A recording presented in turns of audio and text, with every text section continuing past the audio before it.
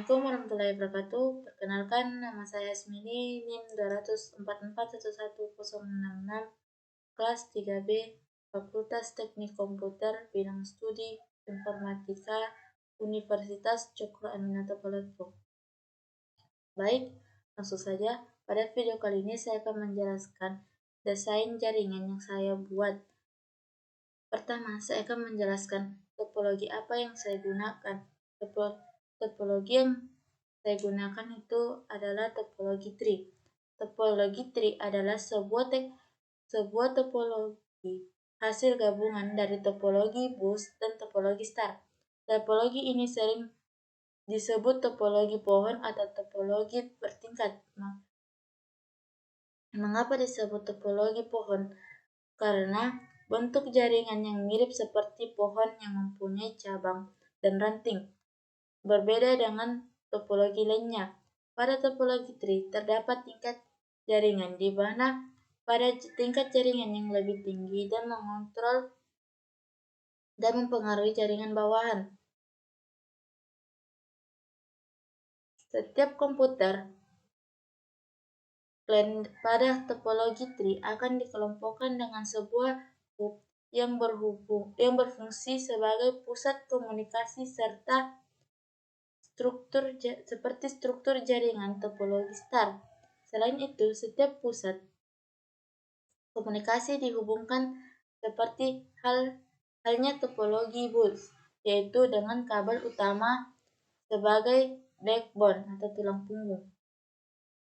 Ciri-ciri topologi tree itu: 1. Adanya kabel utama atau backbone sebagai pusat transaksi data ke server dan ke client. 2. Adanya hub atau switch yang digunakan sebagai pusat transaksi data client.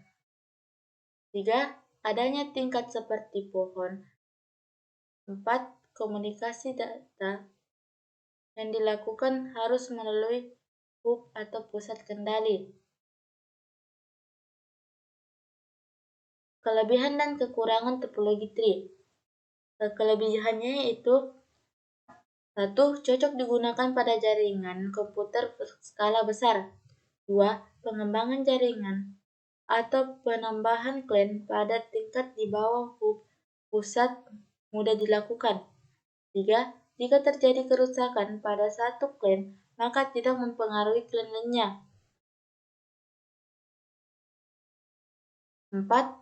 Manajemen data lebih baik karena menggunakan komunikasi PowerPoint. Kekurangan topologi tree. Jika hub mengalami kerusakan, maka seluruh jaringan akan mengalami gangguan. 2. Jaringan sangat tergantung pada kabel utama atau backbone. Jika kabel utama mengalami gangguan, maka semua jaringan juga mengalami gangguan. 3. Menghubungkan banyak kabel dan hub sehingga biaya untuk membangunnya lebih mahal. 4.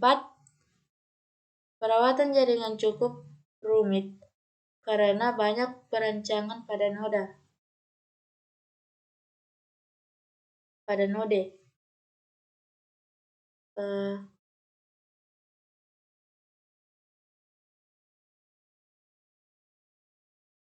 5. Proses pemasangan dan konfigurasi lebih rumit dibandingkan dengan topologi lainnya. 6. Komunikasi antar komputer harus melalui hub sehingga aliran data cenderung lebih lambat. 7. Potensi terjadinya tabrakan data cukup besar karena semua lalu lintas yang padat dan semuanya harus melalui kabel lama.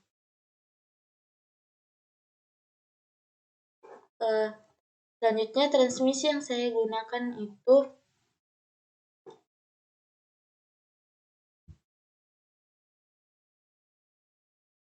kabel copper tying dan kabel copper cross. Alamat IP yang saya gunakan itu kelas B. Kelas B biasanya digunakan untuk jaringan MAN. IP address-nya pada bagian pertama antara 128 sampai 191 dan yang merupakan network ID yang ID-nya yaitu 2 bagian pertama. Sekian video kali ini, kurang lebihnya mohon dimaafkan. Wabillahi taufiq wal hidayah. Wassalamualaikum warahmatullahi wabarakatuh.